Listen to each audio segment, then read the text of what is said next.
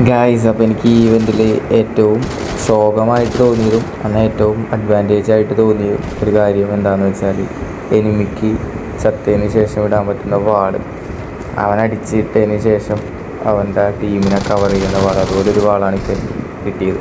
ഞാൻ ഓമ്പിന്ന് വിചാരിച്ചു, പക്ഷേ ഭാഗ്യത്തിന് അവനടിച്ചിടാൻ പറ്റി.